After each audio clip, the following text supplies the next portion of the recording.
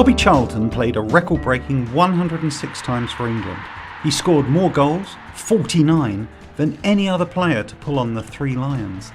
He played 758 times for Manchester United, again a record, and scored an amazing 249 goals. A European Footballer of the Year, in every judge's top ever Best 11. Bobby Charlton played in the two defining games of the 1960s, becoming one of the immortal 11 to lift the World Cup in 1966, and again at Wembley 2 years later for United, when they became the first English team to win the European Cup. Never sent off, and only booked once, a booking that was later rescinded, Bobby Charlton became a true global superstar, a player known all over the world for his skill, and England's greatest ever player.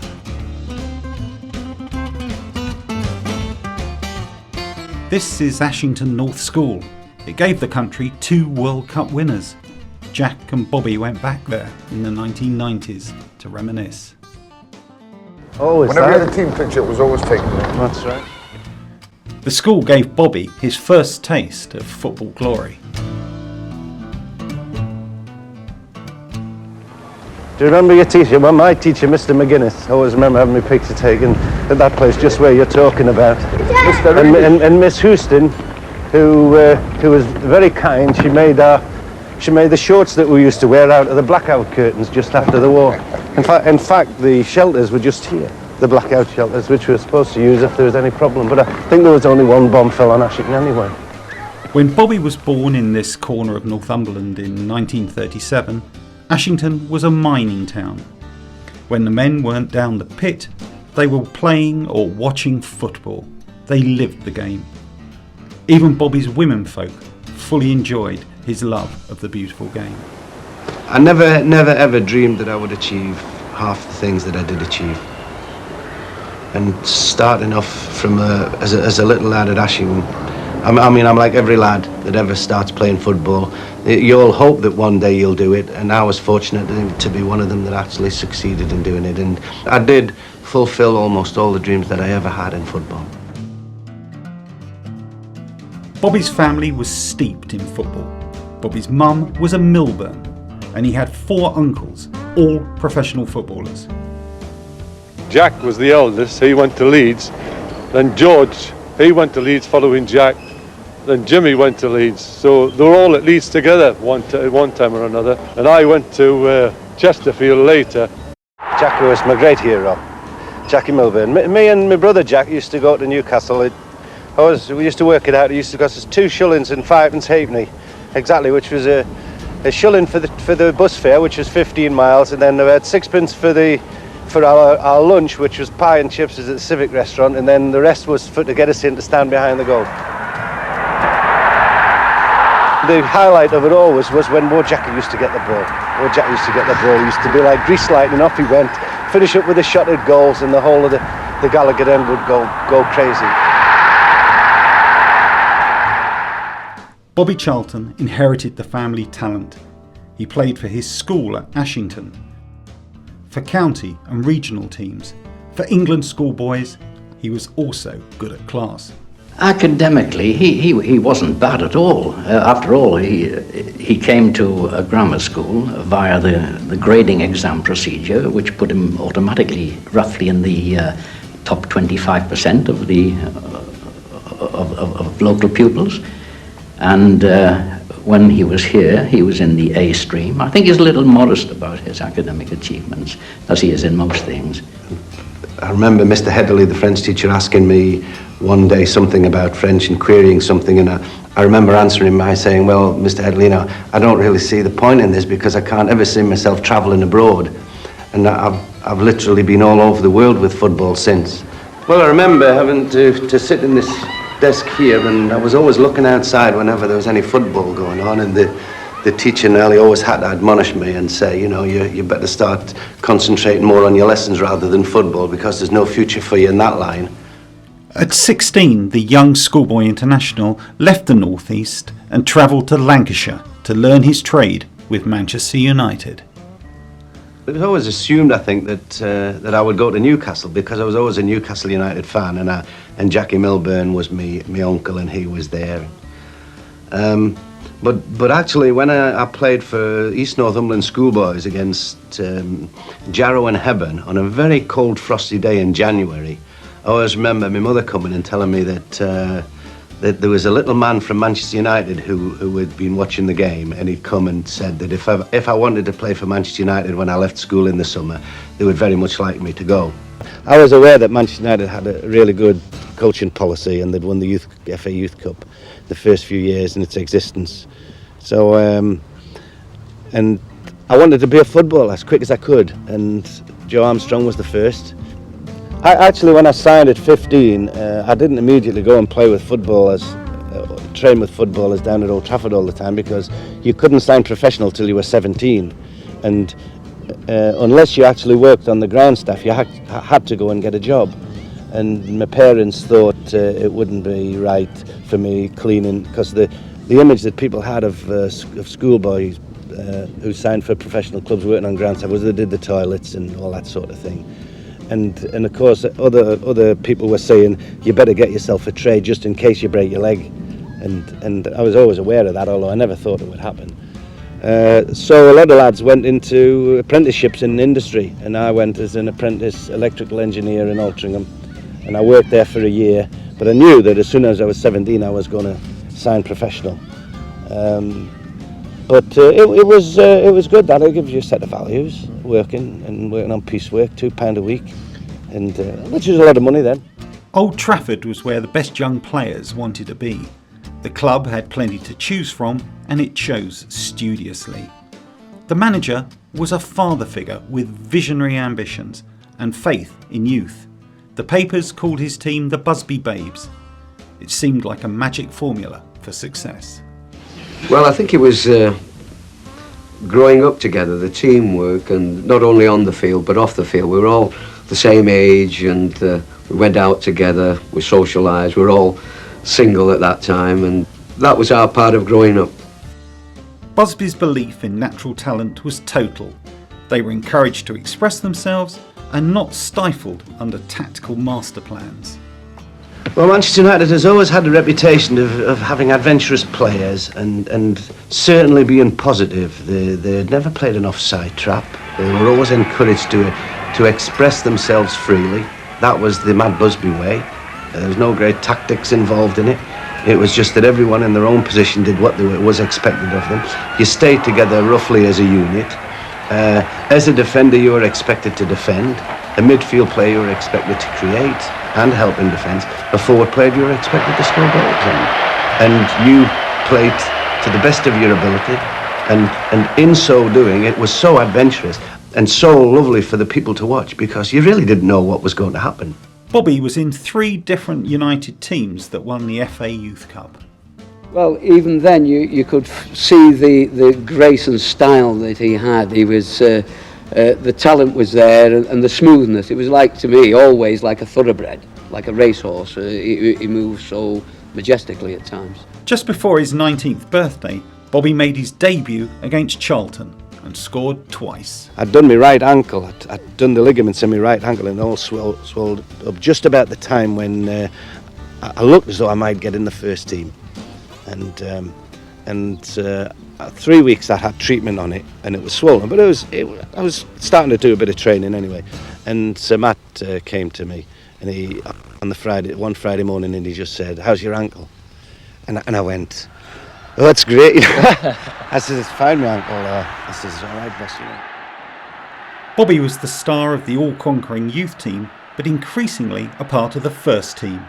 That year, United battled through to the semi-final of the FA Cup against Birmingham. The double was a possibility. It looked more likely when they took the lead. Bobby Charlton was making his debut in the competition. Now on this elevated stage, everyone could see that here was a star in the making. 1-up after 13 minutes, Manchester gave Birmingham no time to recover from the shock. United were pressing hard when Pegg hooked the ball back from the goal line and Charlton cracked it in.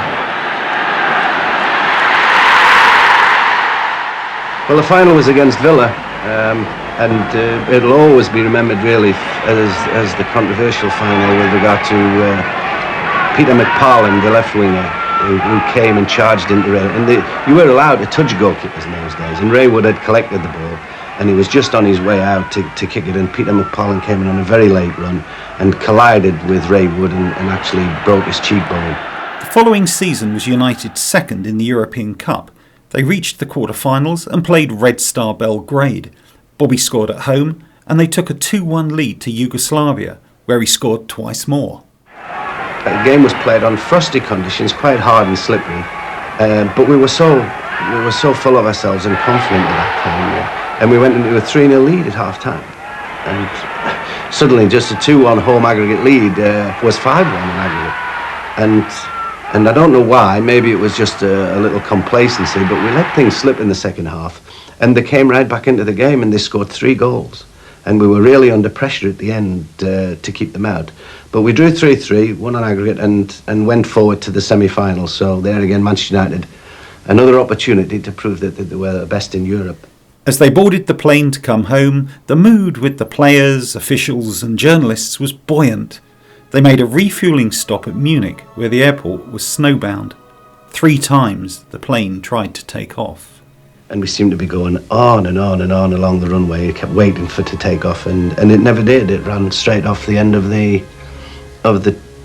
tarmac and through a fence, and then I just didn't know what to expect. And of course we hit a house, and the next thing I remember was waking up, sitting in a field about 100 yards from the airplane, still in my seat, with Dennis Violet next to me. Everything else was still.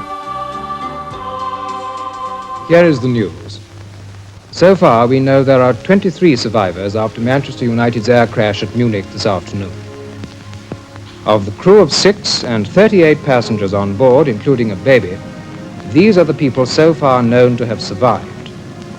Of the Manchester United party, Matt Busby, manager, and the following players: Gregg, Wood, Folkes, J. Blanchflower, Morgans, Berry, Charlton, Violet and Scanlon.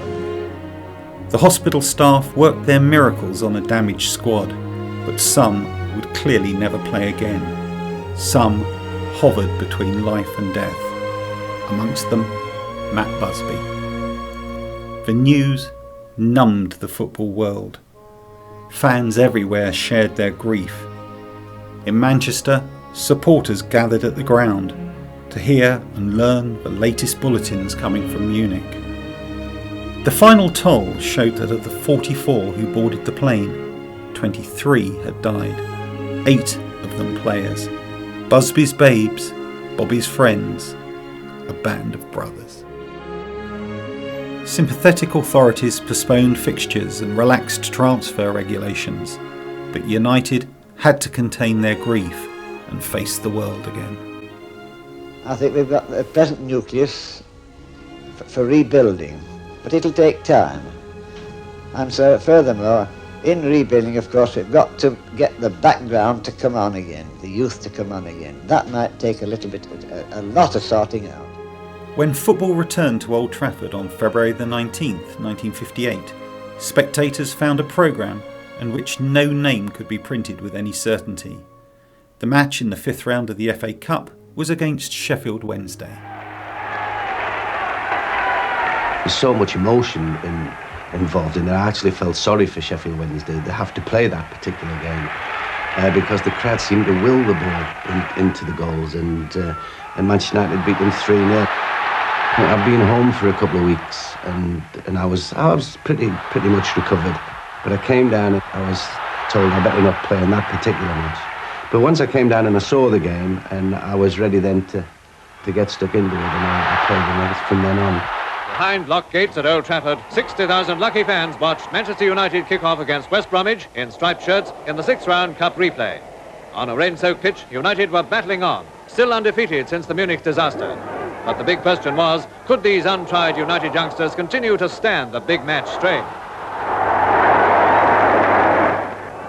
Crash survivor Bobby Charlton sweeps through. Up Colin Webster stabs the ball home.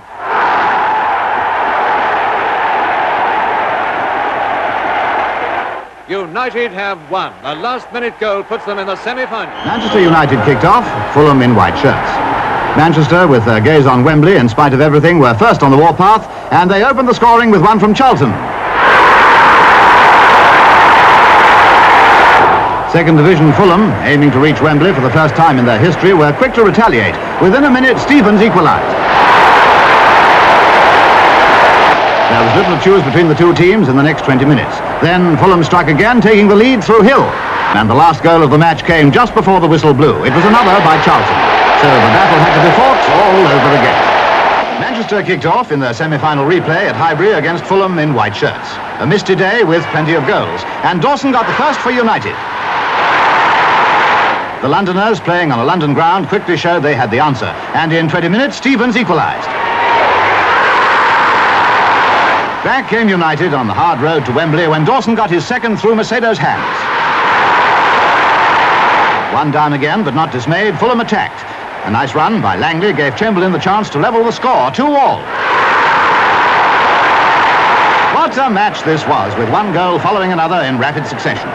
Just before half-time, Manchester got their third through Brennan.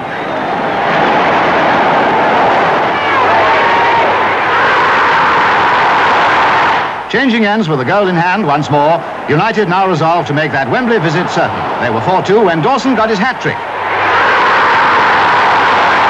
You might have thought the Londoners had now had it, but they didn't think so, and they recovered lost ground when Dwight scored. Could they force another replay? Manchester United said no to that. In the last minutes, they settled the matter with a Charlton goal. So they meet Bolton at Wembley. But the wave of emotion could not carry United to victory against Nat Lofthouse and co. 4 crash survivors were in the team, Charlton coming closest to scoring. But another incident against their goalkeeper sealed the defeat. But I think really people were more concerned that Manchester United had survived everything and they'd got things moving again, and to get to the final itself was the achievement. And I don't really think that there was the great need to win it. The mere fact that we got there meant that things were going to tick over again and continue. By now, Bobby Charlton had won his first England cap. It was against Scotland at a packed Hampden Park. England won 4-0. Charlton, and a lovely goal! I couldn't believe I was actually playing for England with Tom Finney and Billy Wright. And Tom Finney got the ball on the touchline and squared it back. And I'd always been taught to follow up anyone that went to the dead ball line. And I'd just caught the ball nicely on the volley as it came across, and I scored my first international goal. 1958 was World Cup year. England's last Wembley appearance before it was a 2-1 win over Portugal. Bobby Charlton scored both goals. I scored a lot of important goals, and of course I suppose there's a lot of sympathy with Manchester United, and I was pushed probably into the England team. Well, it's a lot. I would never have got in. Douglas to Charlton. A great goal by Charlton. Oh, that's a typical Bobby Charlton goal. That's Hitchens. And Charlton. Haynes, I think, has managed to get away from Blanchard on many an occasion. And great cutting out there. Charlton knocks it in the net. Yes. And up goes Douglas, and there's Douglas. And a lovely goal by Charlton! Despite those goals, although in the squad for Sweden, Bobby did not get a game in the finals. The press thought he should have, and afterwards he showed why against Northern Ireland. Haynes to Charlton. Here's the great man Charlton. A great goal! Oh, what a goal! Now Finney once again in now to Haynes. Charlton calling for it, comes to him, and a great goal by Charlton. That's a typical Bobby Charlton goal. Playing alongside Charlton in that England team was future England manager Bobby Robson. I then dropped back into midfield, Bobby got into the team as a winger, as a wide player. He ultimately, obviously, later on in his career, changed and went into the deep line centre forward, played with number 9 on his back. But in his early career, he consolidated his position at outside left. We played in those days with 2 wings, Brian Douglas at outside right, Bobby Charlton at outside left, Jimmy Greaves and Bobby Smith up front, John Haynes and I played in midfield. And we were a very successful formation, very good England team. Both Charlton and Robson were amongst the goals in an 8-0 trouncing of Mexico at Wembley. This is Bobby's first. Then the Haynes-Robson combo got another.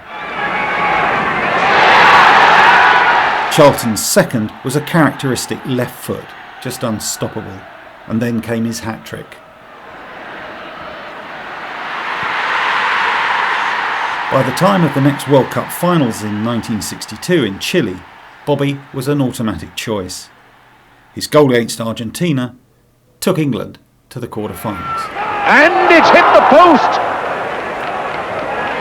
Certainly Roma was completely boxed with that one. He thought it was going to be a centre. Back come England. It's Charlton. Are we going to have a shot? He scored! And Bobby Charlton has scored the second after 41 minutes. England were eventually beaten by Brazil. At this time, Charlton was still an orthodox winger, as Jimmy Armfield recalled.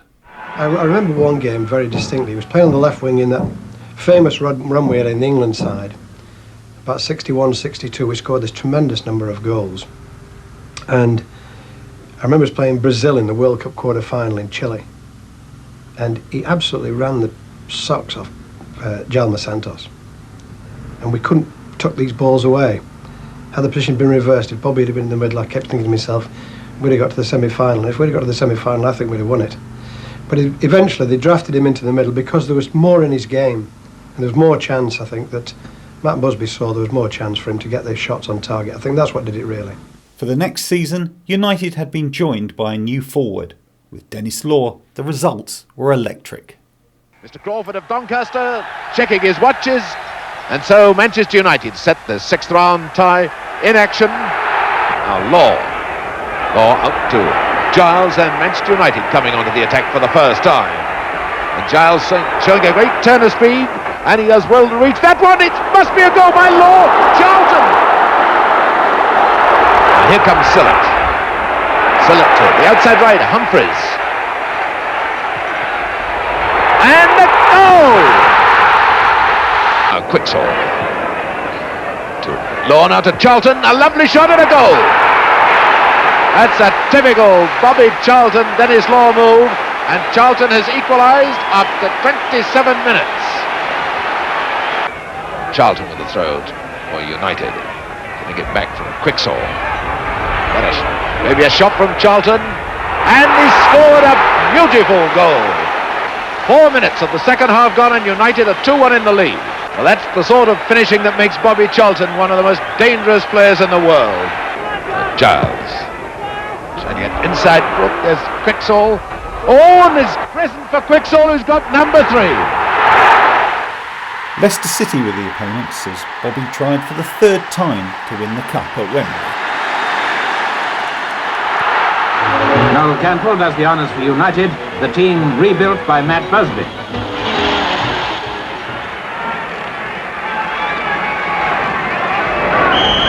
United kicked off with this attack. If their expensive star players really proved their worth, the cup would be theirs.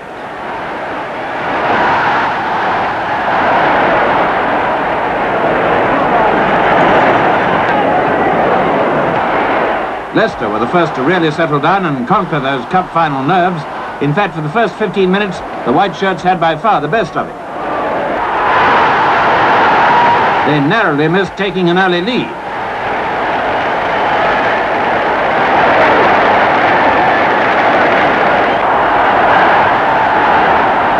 This is the kind of super soccer that brings the heart into the mouth.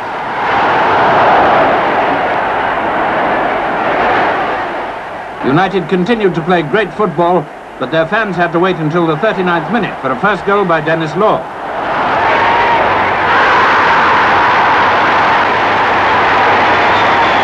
"1-0. That was the state of the parties as Leicester kicked off for the second half, determined to really get back into the game. But United, with Bobby Charlton putting in some good work, were in command. Hurd got their well-deserved second.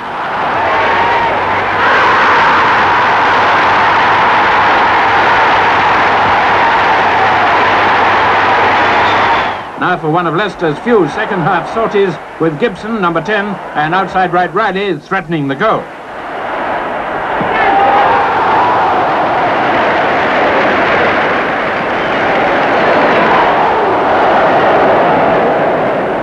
Pressure like this produced Leicester's only goal, a beautiful diving header from Keyworth.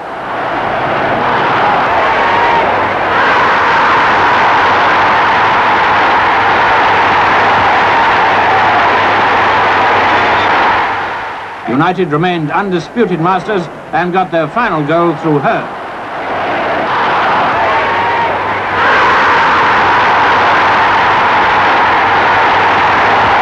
(3-1).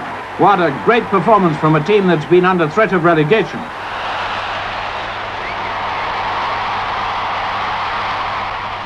United's captain, Noel Cantwell, leads his men up to the Royal Box. For them all, it's the fulfilment of an English footballer's ambition, the Cup and a Cup medal. Incidentally, it's a moment of triumph for their manager, Matt Busby. Proof that he has most successfully rebuilt United. We shall never forget the Munich air tragedy.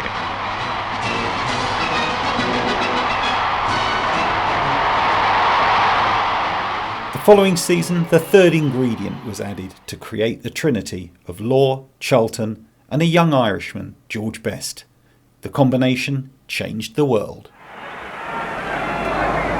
Best again. Brilliant football. Charlton.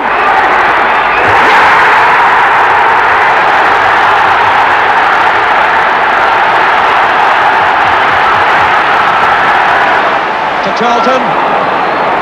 What a goal! They just don't come any better than that. O'Neill. Best.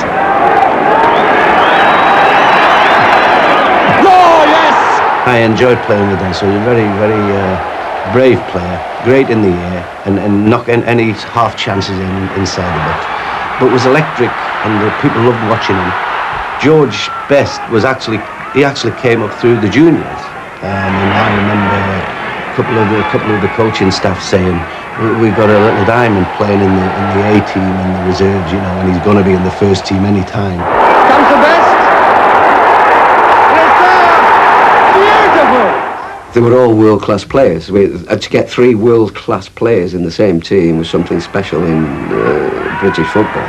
And they were definitely world-class in a class of their own in the 60s. There's Law, and it's 3-0. It was great to play in because you really never knew what was going to happen. We could go in and we could play absolutely lousy and nothing would work. But the crowds flocked in week after week after week because they were frightened to death that they might miss the game when everything just exploded, when George Best dribbled past men and Dennis Law scored brilliant goals and then I hit one from outside the box perhaps.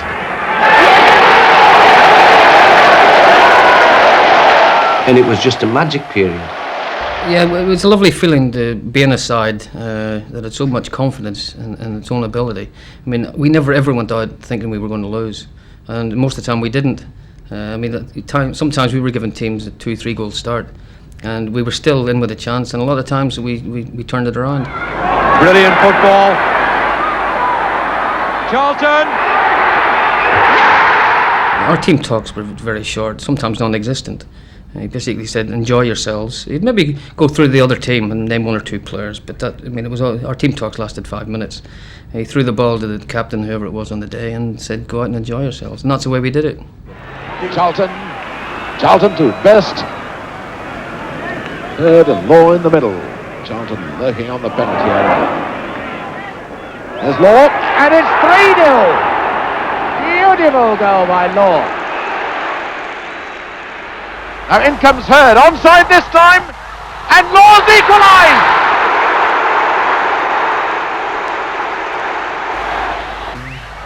Best is onside. Charlton to Law, it's 4.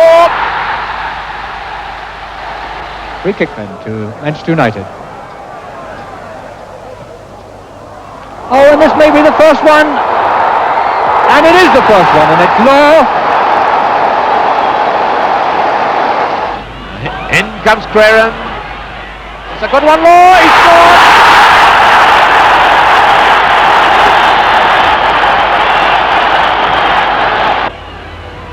It's a good job, Klaas. Cut that one off, isn't it? Oh, what a terrible back pass by Knowles. Kennelly, Law. He's equalised. What a terrible goal.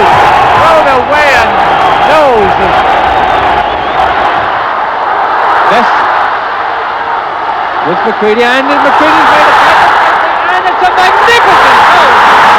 Yes, what a magnificent goal! A truly brilliant... Charlton.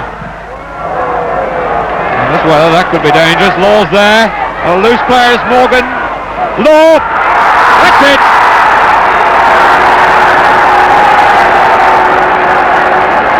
The Watford defence giving Law the kind of room no player can be allowed, and especially Dennis Law. Which again, Law, that's it. Oh, and Old Trafford has exploded. Meanwhile, Jackie and Bobby, the two Ashington schoolboys, bitter club rivals of course, were about to become teammates for England. We played at Nottingham against Leeds United in the semi-final of the FA Cup, and they beat us in the last minute. Billy Bremner scored a header, and I couldn't have been more down. I remember seeing our Jack after the match, and he was euphoric because he'd been picked to play for England. He'd had notification that day that he was playing for England, and I didn't assume that I was going to be playing, but I thought, well, that's fantastic. I wish he'd have told me on a different day, though, because I felt really lousy.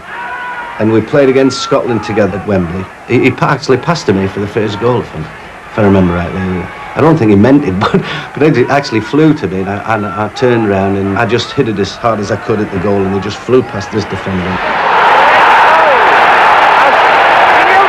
I was aware that it's the first time the two brothers had ever been playing for England together this century, and it made me feel very proud of where we'd come from in Ashington, and the history of the family was all there when we played. More history was on its way though. 1966. Cometh the hour, cometh Bobby Charlton. As well as Wembley, the contest embraces all the great soccer centres around the country. Middlesbrough, Manchester, Sheffield, Sunderland, Liverpool and Birmingham. The first World Cup ever held in this country, it's the greatest sporting event Britain has ever seen. And never had England stood a better chance of winning.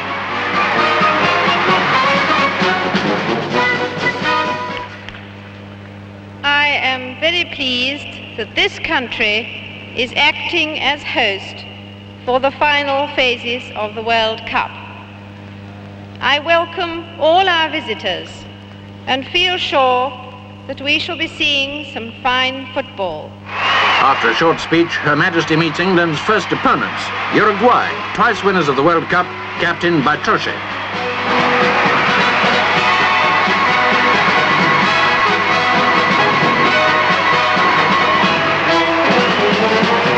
Bobby Moore's men with only one change in the team that recently beat Poland. So England, who've never yet won the World Cup, begin the last leg of their quest for the trophy.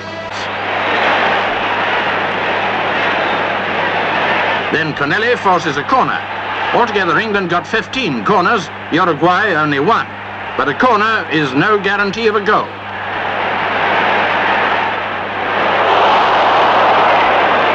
Uruguay sometimes took the initiative, and it was lucky for goalie Banks, facing right into the sun, that most of the time the play was in the other half.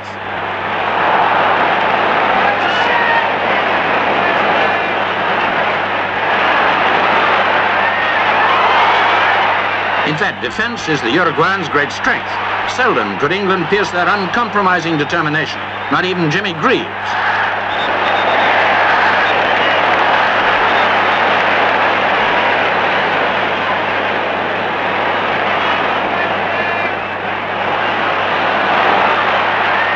Alf Ramsey spent over 3 years planning his World Cup machine. What a disappointment to see this machine so easily obstructed. It was the same in the second half, with England becoming almost frantic for a win.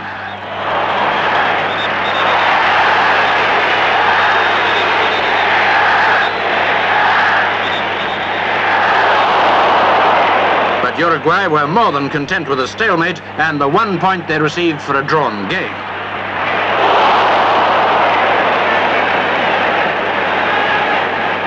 Surely this one should have got through.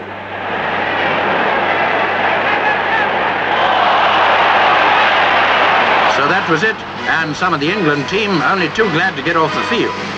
Of course, disappointment is not defeat, but one axiom has been learned: never underestimate your opponent.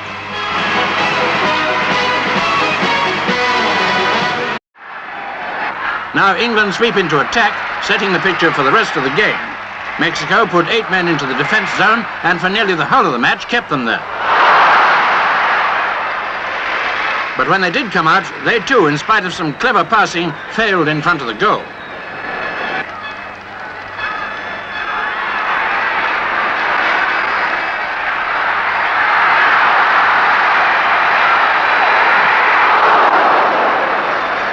But watch Bobby Charlton, racing through the Mexicans with the ball at his feet. He shoots.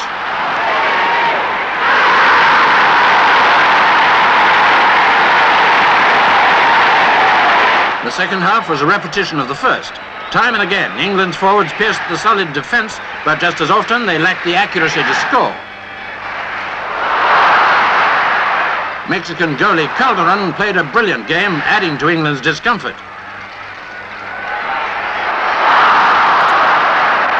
Now the second goal, Reeve shoots. It's cleared and Hunt nets it from the rebound. And I remember the Mexicans were playing very tight. They had 9 or 10 back, and it was about 60 minutes into the second half. And Bobby picked a ball up, and I was right behind him. And he picked it up in our half, carried it, dropped his shoulder, went one way, dropped his shoulder another way. And it's the best goal I've ever seen. I was stood right behind it, and as soon as it left his foot, it was in the net. I did realise it was a really good goal. But more than that was we were off and racing, and then from then on, you know, we easily beat the Mexicans. I think we got another goal, qualified by beating France after that, and Argentina in a really difficult quarter-final when Ratin was abusing the referee and not accepting decisions, and eventually actually lost the game for his side, I thought. Ratin is sent off. That is the second Argentinian sent off in the competition. And Ratin, the captain, is sent off. England beat Argentina 1-0 with a Jeff Hurst header. And of course, by the time we got to the semi-final, I really did feel as though, you know, it's for us there to win. Now Bobby Charlton using that as a sighter. Great string from someone now, and it's through to Hunt. Charlton scored! Bobby Charlton gets his 39th goal for England. This is Moore. Now to Kern. England making Portugal chase. And it's Hurst. 5 minutes running by Hurst, back to Charlton. This could be it, it is. And that could be the goal that puts England in the final. Torres, it's a penalty. A penalty, it must be. Jackie Charlton handled it. Charlton handled it, so it's a penalty. Jackie Charlton had to handle that one. Bobby Charlton gets 2 goals. Jackie Charlton now handles the ball in the penalty area, and it's 7-goal Eusebio going to take it. 2-1. And 2-1 it stayed. Now for the final, and the Germans. First match against Switzerland that the Germans played, there was this young midfield player called Beckenbauer who was so strong running and positive and wanted to go forward and little 1-2s, and I think he scored 2 goals against the Swiss, if I'm not mistaken. But he was a revelation because we'd never seen anybody like that before, and I think he was only 17 or 18. I'd played quite well in the semi-final, so Helmut Schön, the German manager, had designated that Franz Beckenbauer should stay with me. And I had been told by Alf Ramsey that whatever happens, I could express myself still, but whenever we didn't have the ball, I had to look for Beckenbauer. And literally, we cancelled each other out for the whole of the match, which didn't bother me one iota. I was only bothered about winning, and I wanted to win. And if me staying with Franz Beckenbauer all day was the way we were going to win, well, fair enough, I would do it. Helt, number 10.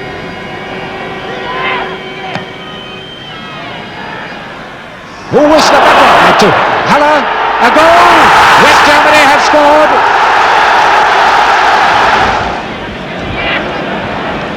Oh, with a free kick. In goes! It's an equaliser!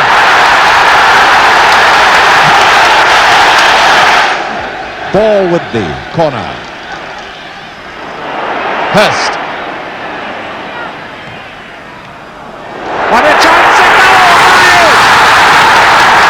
Peters! It's Emmerich coming in. And he's... Oh, yes, they must do! They have done! Weber has scored in the last seconds. Ball. Jack Charlton. Peters. Bobby Charlton. Oh! Hit the post. Here's Ball running himself daft. And now Hurst, can he do it? He has done, yes! Yes! No! No, the linesman says no. The linesman says no. It's a goal! It's a goal! Oh, and the Germans go mad at the referee. And here comes Hurst. He's got some people are on the pitch. They think it's all over. It is now. It's 4. So history was made, and Bobby Charlton forever immortalised alongside the other heroes who wore those famous red shirts. Sir Alf held the Jules Rimet trophy aloft, and Charlton was our player of the tournament. Now there remained one last great challenge. After 3 losing semi-finals, United were due European glory. Manchester United versus Real Madrid. 2 of the most successful and highly respected teams in the football world today, meeting in the first leg of the European Cup semi-final. Good one. And Law caught them. It's Aston. Now Best. Clarence. Oh, you hit the post. Styles. Best again. Couldn't think that was by Best. There's Aston. Again the cue at the far post for the cross if he can get it back. Going well for him. Best. Beauty. A real good goal.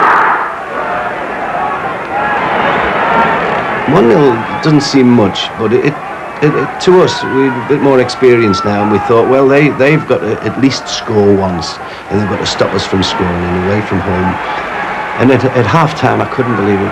In the second leg, we were 3-0 down. I was waiting for Sir Matt to say something to lift us, and I, as captain, was wondering whether I should say something to lift us. And there didn't seem anything to say. There didn't seem anything we could do about it.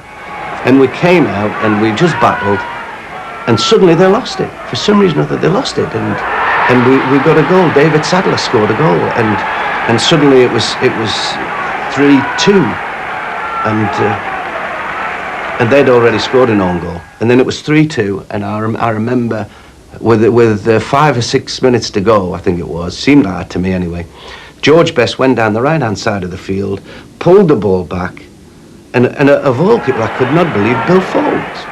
Bill Foulkes, the centre-half, who'd never gone upfield for anything other than a corner kick. He just slotted it into the back of the net, and suddenly it was 3-3 on the day, 4-3 on aggregate, and we'd won. Then I thought, well, we've won the European Cup, because whatever happens, there's no way that we'll lose the final. I don't care who we're playing. The European Cup, which everybody wanted to win, because they didn't feel that Sir Matt Busby would have would have had a proper career without having been the manager of a European Championship side. And with everything that happened at Munich, it was important that we did eventually one day win the European Cup. And that was when we won the European Cup, the Real Madrid semi-final, and eventually got to play Benfica in the final. United have got Benfica on the run now. Sattler, Charlton, a goal! He scored! Charlton has scored! Sergusto, Torres, now to Grasa, Sergusto. Torres, and a chance, it's equalizer by Grasa.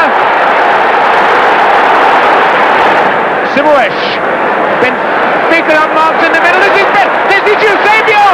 Oh, what a save by Stepney! And what a sportsman Eusebio, when he could have won that match, to applaud Stepney like that. Now Best. Oh, he's got a great chance! Oh, he must! He has! Charlton to Aston.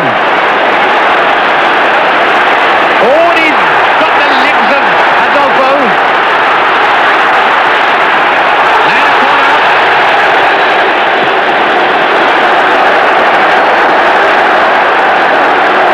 Enjoying the ball! Goal by Kidd. Charlton to Kidd. Best Charlton in the middle, so too is Aston. Charlton! Another! He's got another!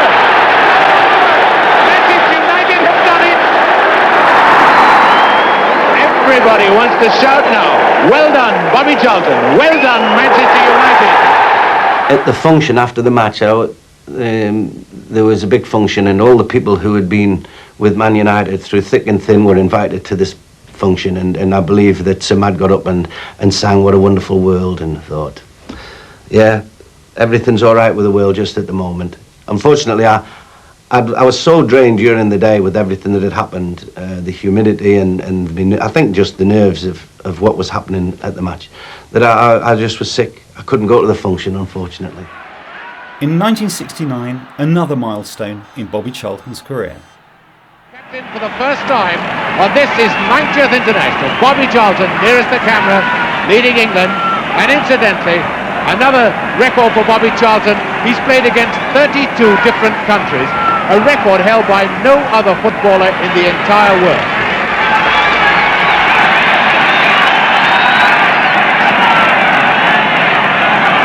Bobby Charlton to take the corner. It's there. Jack Charlton.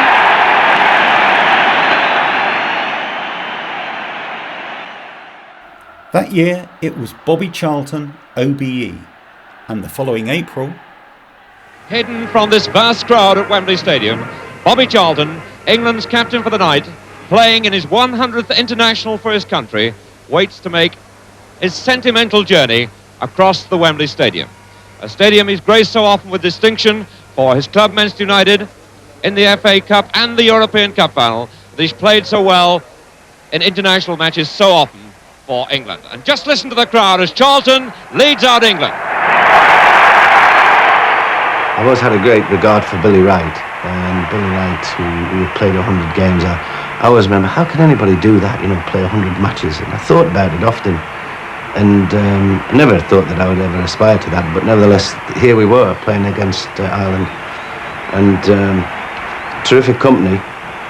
I was very pleased, because something about 100, it's like a cricketer getting a century, it's a nice round field, and it takes some achieving, really. And I thought to myself, well, there's not a lot of players really around the world that's done that, so I really felt quite pleased with myself. We won, I think, quite easily, and I scored one at the end, which everybody seemed to enjoy, which is really one that Pat Jennings just got his fingertips to, and I was able to knock it into an empty net. So it was one of the easier goals I scored. Hughes.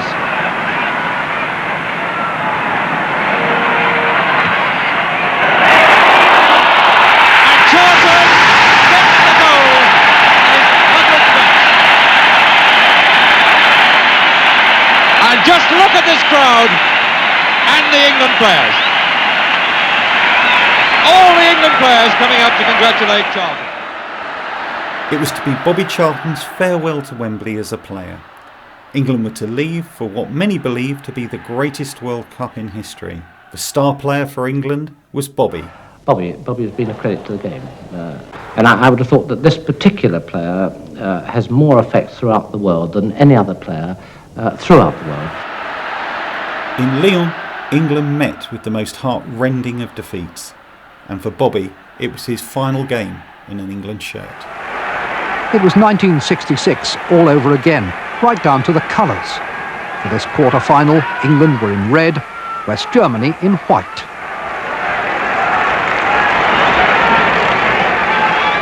Uwe Seeler was still there, so too was Franz Beckenbauer. Although the shade temperature was in the high 90s, Bobby Charlton didn't spare his legs. If things went well for England, it was planned that he would be substituted.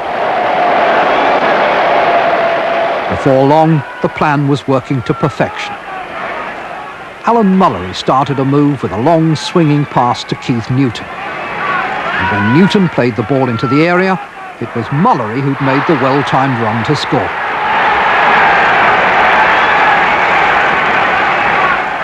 In the second half, another of the class of '66 put England 2 up, Martin Peters the scorer.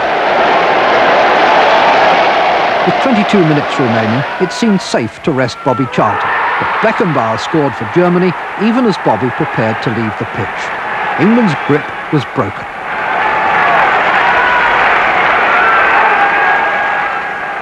A header by Uwe Seeler was to take the game into extra time.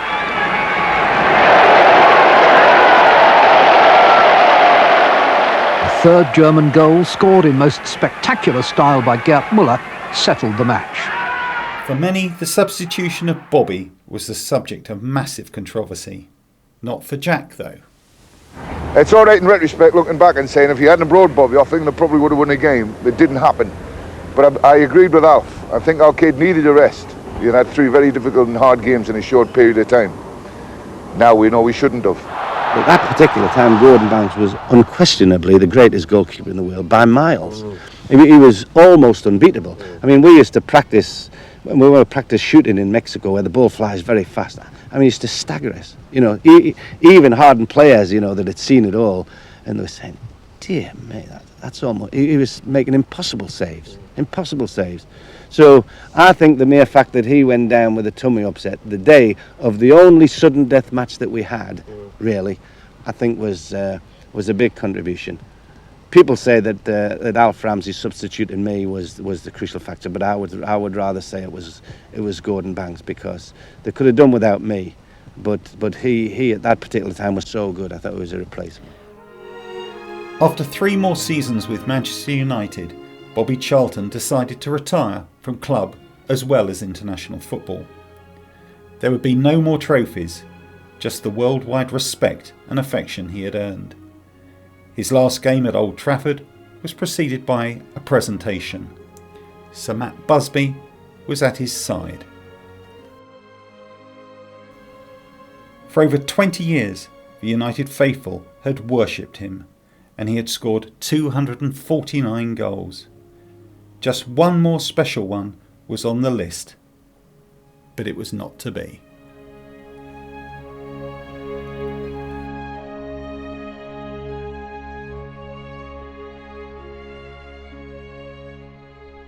Afterwards, he shared his modest thoughts yet again. Presentations from other players that are in the same line of business as yourself. It's a tremendous honour for me, you know, that Sheffield United, Manchester City, Stoke City have given me a gift, and Manchester United, my own club. I mean, it's tremendous. I'm very fortunate. There's lots of players done a lot. Maybe I've won a few more honours than most, but I'm a very lucky lad. 5 days later, as Jack left the field at the Dell for the last time, Bobby was playing his final game for Manchester United at Stamford Bridge against Chelsea. The end of his 606th and final game and he can look back like Jimmy Greaves did and say he played everyone in the first division, in the toughest league in the world. Well, you had a natural feeling for the game itself, and then again, he had the ability to do things. He had the ability, and he had a very good shot. He always had a very good shot. A thoroughbred, oozed class, and just to look at him on the field, he was like a ballet dancer in many ways, and graceful with power. There was life after the game, of course, for Bobby. A stint as a manager at Preston. Media work for the broadcasters. Family life, of course. And a lot of time and care spent passing on his knowledge to the young and the stream of kids who followed him to Old Trafford. And it has been at United that he spent most time and energy, on the board and as an ambassador for the club. But then there could never be a better ambassador, not just for United, but for football itself, than Sir Bobby. The most successful English player of them all, and the most respected sportsman these four shores have ever produced. Bobby Charlton is a true legend, and we are privileged to have known him.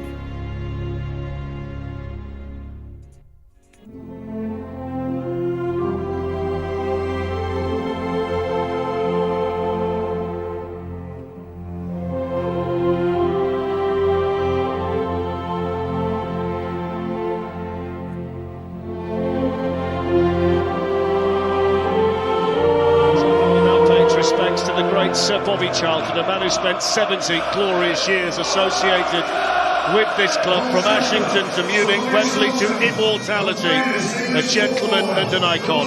The flowers of Manchester are reunited with their brightest bloom, and here comes the lone piper, leading out the manager Erik ten Hag, Alex Stepney, and the youth team captain here, Dan Gore.